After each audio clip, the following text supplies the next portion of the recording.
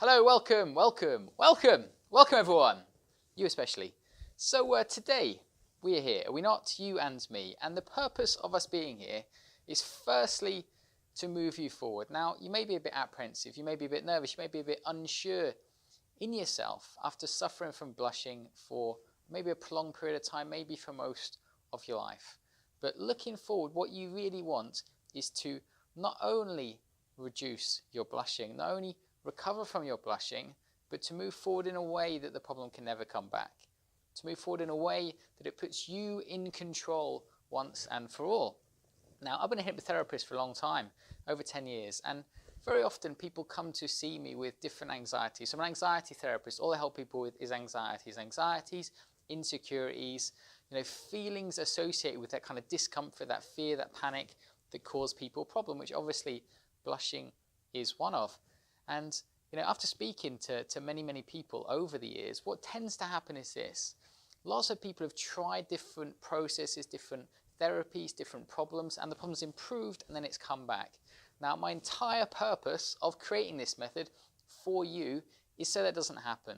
It's so that you move forward in a way, you progress in a way that your blushing not only reduces in intensity and frequency, but more importantly than that, we break the link between your thoughts and conclusions about blushing. Now, what do I mean by that? Well, for many people I speak to each week, the thought of blushing is a bigger problem than blushing itself. So every single day we have around 60,000 thoughts in our mind per day, which is a massive amount, isn't it? 60,000 thoughts. And psychologists have found that 90% of those mirror the day before. So whatever you think today, you're going to tend to think tomorrow. Yeah, whether the thoughts are good or bad, whether they're optimistic, negative, regardless of that, it's going to tend to be a mirror moving forward that accumulates. So today, I might have thought the same things for 100 days in a row. So right now, there's no reason for it apart from it's moved in that direction. So when you have a particular anxiety, a particular fear, a particular problem, particular discomfort that you feel every day, naturally it triggers your focus, doesn't it? So if you blush each day and you dislike it, and you have a bad experience from it, it triggers your focus, and your mind focuses on ways to avoid it, to help you move away from it. The problem with this is a kind of double-edged sword, because when it's an insecurity, when it's something within us that we focus on, like if it's something external to me, like a problem I need to solve over there in my office, then I can go and solve it.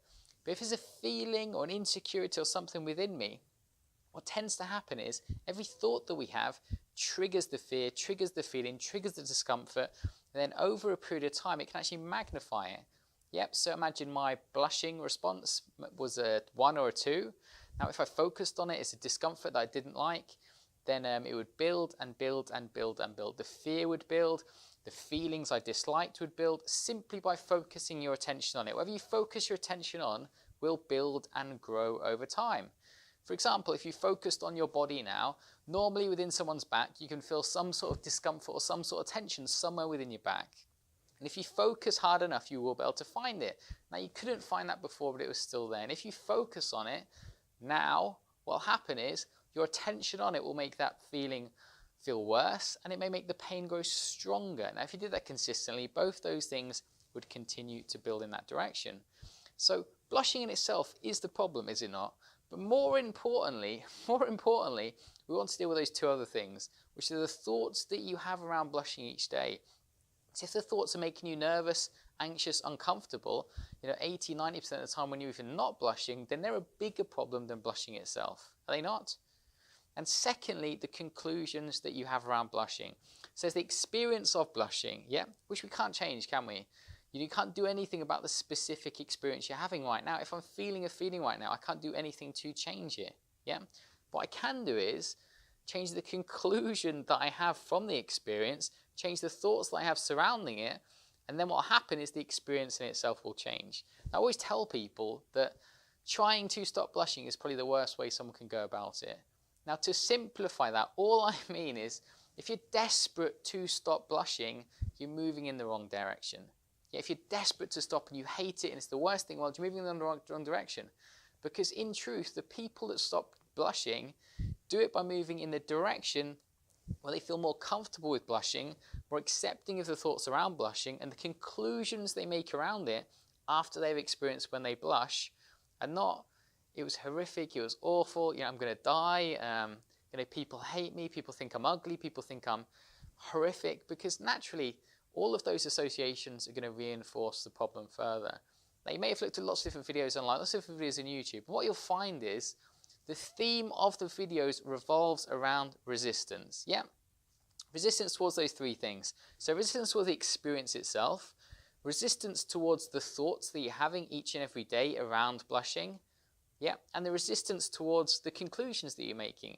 You may be always making, unconsciously, not your fault, conclusions which are always disempowering and are always going to lead to someone moving further and further in that direction.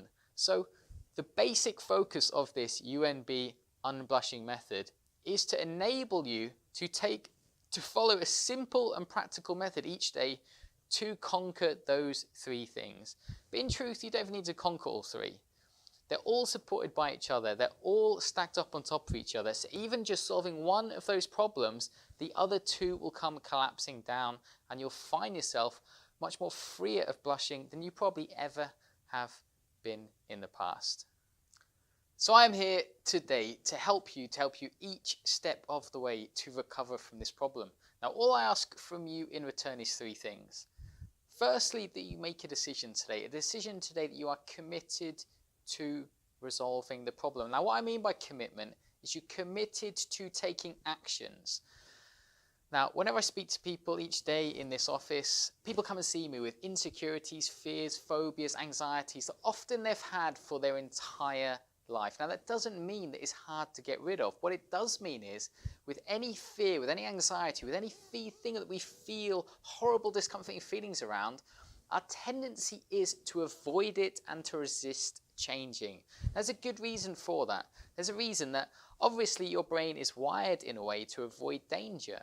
So when you learn something is dangerous and that you should move away from it, yeah, then naturally it reinforces in your brain that that's a good idea and it keeps you safe. But in reality it destroys our lives. So when people come and see me with anxiety, fears, phobias that have affected them throughout their whole life, the bigger problem is avoidance. Now, avoidance is a coping mechanism to deal with the issue. Yep, a coping mechanism to choose that instead of dealing with the issue, I'm going to avoid it and move away from it. Now, there's a balance to that, guys, but it's worth thinking about right now. Now, if you want to be committed, if you want to resolve this problem today, now, once and for all, by making that commitment, the thing that you need to look inside and make a decision about is avoidance and resistance. Yeah? If you're a person that's continuously focused 90% of your attention, 99% of your attention on using those coping mechanisms to avoid dealing with the problem, then it's not supporting you. Now, I know that you don't like blushing. I know that it causes you pain in lots of areas of your life. But choosing to either avoid those areas or repress your emotions or hold back or withdraw or shut down, whatever pattern that you've followed over the past, naturally it's just going to disable you, because instead of then dealing with the problem, you're just going to say, well, I don't need to deal with the problem. I can just keep avoiding, I can just keep resisting, I can just keep moving away from it, and everything will be fine. And it may be fine, it may not be fine. But from my experience, when people resist and avoid problems, all that happens is they continue, and then permeate into other areas of their life, their relationships, their finances. All kinds of problems magnify and build over time. And now is the easiest and best time for you to resolve this problem. But to do that, the commitment needs to come from yourself. So you can look back and evaluate the choices that you've made, not in terms of beating yourself up or feeling guilty, but just as an honest reflection for you to get clarity. If you're a person that's got the tendency to avoid dealing with this issue, deciding I just won't go out and speak to my friends rather than deal with it and take actions. I just won't take the job that I like because there's public speaking. I just won't take the promotion that I want. I just won't do this because of those feelings, and instead, I'll avoid it and stay where I am. Naturally, that is what is stopping you getting committed. So right now, if you choose to, it's a time to make that decision, to move away from avoidance, to move away from resistance to dealing with the problem, and take consistent action and commit to at least the next 30 days to focus on resolving this issue. Yeah, not 1 day, not 2 days, not 5 days, not giving it a go for an hour, but committing to yourself in that sense of saying, no, yeah, I deserve this. No, this is causing me so much pain, so much discomfort, so many problems with my life. Now is the time for me to focus on it in the new year, 2019, and take the actions that are going to help me to recover from it. Now, with any method, well, with my method, it's an experiential method. So what I mean by that is it's your experiences by applying the method that help you to overcome it. Yeah. So with any therapy, with any process, with any personal development training process, it's not just doing a technique blindly. It's not just me telling you do this one thing and you just kind of do it like that with your head down, yeah, without paying any attention to what's going on in your world. That's not what it's about at all.